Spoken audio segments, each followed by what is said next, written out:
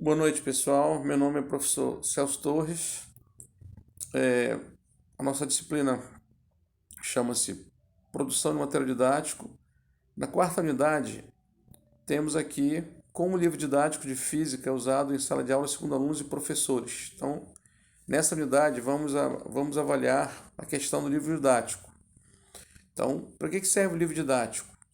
O Programa Nacional do Livro Didático, o PNLD, envolve recursos de cerca de 1 bilhão por ano para adquirir livros didáticos para todos os estudantes da escola pública brasileira.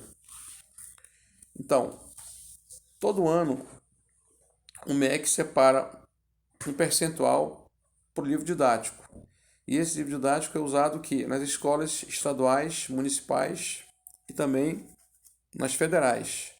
Ora, o livro didático ele tem uma finalidade, justamente, ajudar os alunos e também os professores, na relação ensino-aprendizagem.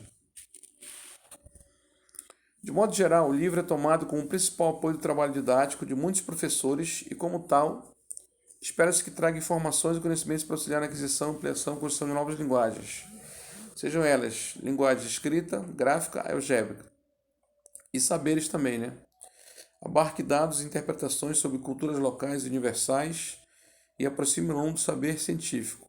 Ou seja, qual é a função do livro didático? É fazer com que o aluno aprenda, e aprenda de uma forma bem didática, ou seja, que o livro possa ser digamos assim, um apoio para que o aluno possa aprender, mas tem que ter o quê? Linguagem escrita, gráfica e algébrica. Então, para a física, qual é a linguagem? Linguagem, algébrica, gráfica, enfim, escrita.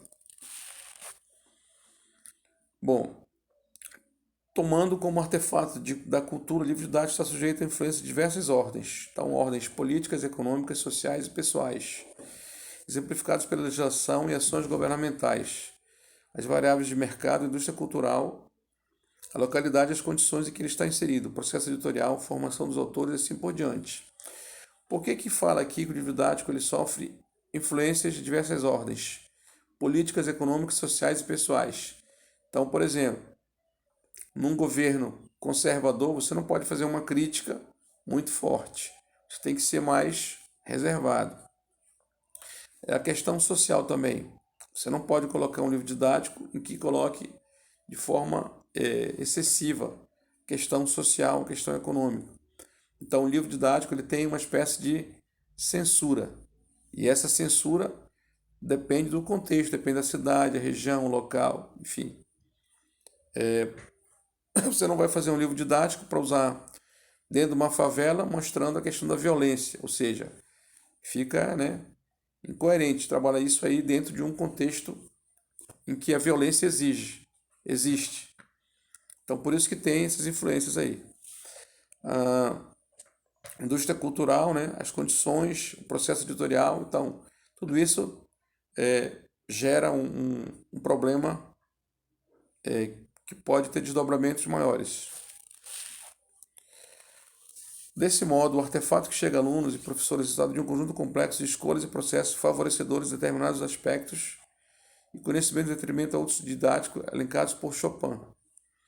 Então, a primeira é chamada função referencial curricular, ou programática, que indica a utilização dos livros primordialmente como suporte dos conteúdos educativos, por serem considerados depositários de conhecimentos tidos como necessários para uma boa formação. Ou seja, o referencial curricular, ou seja, o que você quer colocar dentro desse currículo. E também o livro didático ele é usado, digamos assim, por um período, não é só de um ano para o outro. Então, durante 5 anos, durante 6 anos, ou seja, esse livro didático ele tem não tem uma rotatividade muito grande, mas ele tem que ser usado por vários estudantes.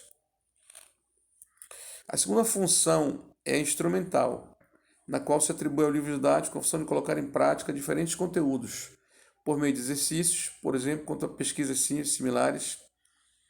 É apenas na última década que surgem investigações e grupos de pesquisa consolidados em busca de compreender o que alunos e professores pensam sobre os livros ou como os usam no processo de ensino-aprendizagem. Ou seja, a pesquisa, o livro didático também tem uma função instrumental. ou seja, trabalhar com exercício e exemplos.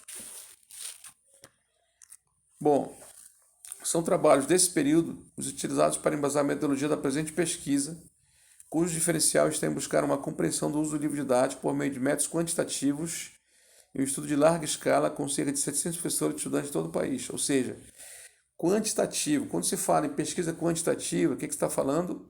Está falando em números, né?